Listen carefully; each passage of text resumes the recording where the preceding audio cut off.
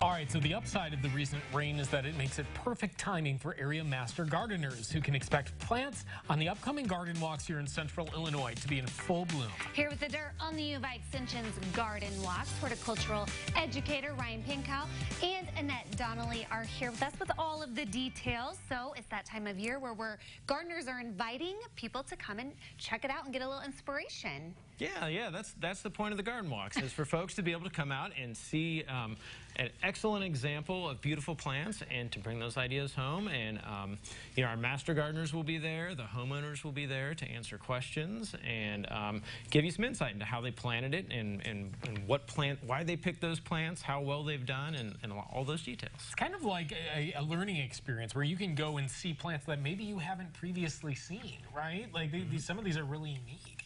Really unique. We've got 6 residences on the garden walk this year and 3 community gardens. Many of the gardens have been designed with accessibility in mind, which is something that we're doing unique this year. And we also have a living laboratory garden, the poison plant garden.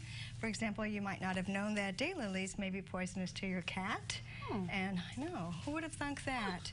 And you can learn more about that at the poison plant garden, which is right across from the Idea Garden. So to get tickets, which you need a ticket to go, you can either stop by any of the gardens on the day of the walk, the Idea Garden, or any of the other residences, or you can buy tickets in advance from a master gardener or by calling extension at 333-7672. Now, how do you choose which gardens to feature on your walk? Well, there's quite a process to that. I mean, we start more than a year in advance in selecting gardens, and a lot of times it just comes down to what folks are willing to let us choose their sites too. But we really try and pick them based on the unique plants or unique designs. Some of the gardens feature artwork and other things, or interesting hardscapes. You know, a lot of the gardens have very accessible features.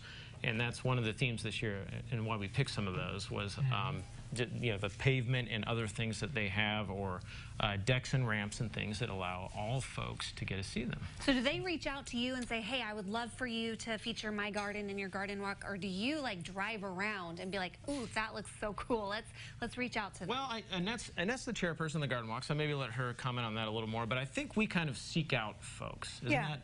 Exactly. This year we drove around and we're featuring gardens from St. Joseph to Urbana and reached out to the homeowners.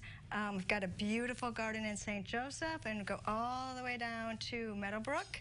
And as I mentioned, 6 residences, 3 community gardens. I should also say that in Meadowbrook, at the conclusion of the garden walk, they're starting their strawberry jam festival right at the end of the garden walk. So come for the garden walk and stay for the strawberries and ice cream and music. And the St. Joe is new this year, so that's exciting to add that new element. Yeah, that's new. And there's kind of some fun things with the St. Joe, with the St. Joe Garden.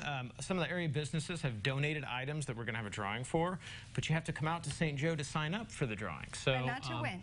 But not to be there, you don't have to be there to win, but to enter your name, you do have to come out to St. Joe and sign up. And so that's a fun little bit of extra for the folks that come out to St. Joe. Well, and to me, the best part, or well, one of the best parts, I mean, you're seeing beautiful gardens, you're seeing things, flowers that maybe you've never considered, different kinds of arranging.